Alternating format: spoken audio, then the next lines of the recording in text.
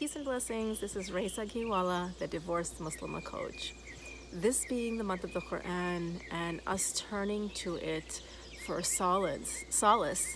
The verse that we're going to be looking at, all of the verses in the Quran, is the one from chapter 13, verse 28, which is verily in the remembrance of Allah do hearts find rest. So today's verse is coming from chapter 3, verse 175. It says, "It is none but Satan who frightens you of his friends. So do not fear them, but fear me, if you are believers."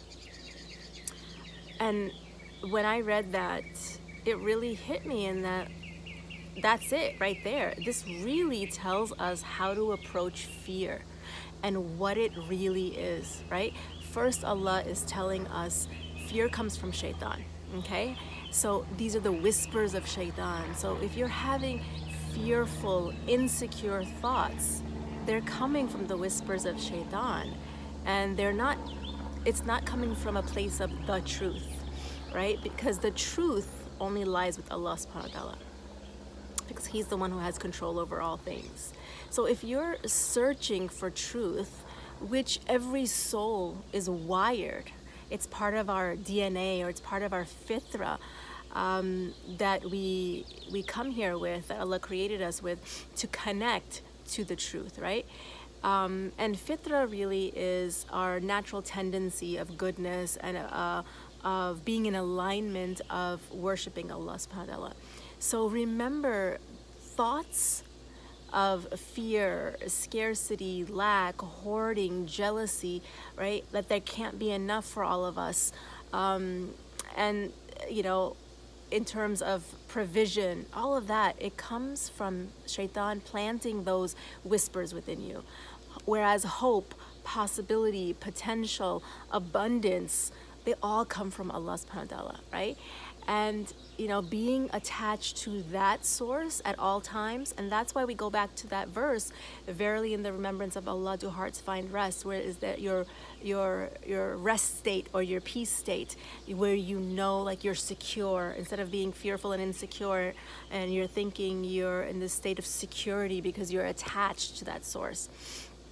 So we can attach to that source with gratitude and remembrance of Allah in all of our actions. So the question here really is, who are you fearing? And then you say that you believe, and you're being tested on that. Each one of us, like when we say that, when we declare that, in our heart, in our words, we are going to be tested on that. And we know that Allah tells us that in the Quran as well. And so we're going to be tested on that. So get clear in terms of your thinking and in your actions. Look at those and your thoughts and your actions. It will tell you the answers to those questions, right? So build your own internal awareness of your thoughts when they're starting to gravitate towards fears. Can you notice it, right? Can you remember in that moment before it snowballs into anxiety or panic, right? And that's a process and a journey. It's not like you could turn it on and turn it off. And sometimes when you're in those modes of panic and anxiety, just breathing, right? Getting yourself centered and grounded with taking deep breaths and getting into the present moment is really helpful. So it allows you to slow down your mind enough to become aware of your thoughts.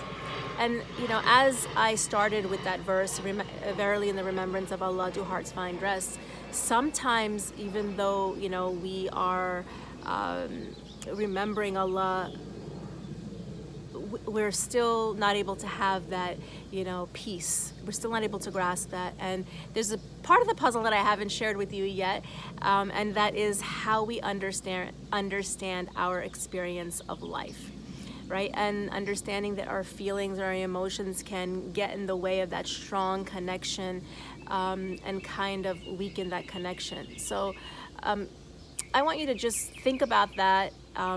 And if you found this helpful, share and subscribe on my YouTube channel, Raisa Kiwala, to get more of these videos as they come out this Ramadan.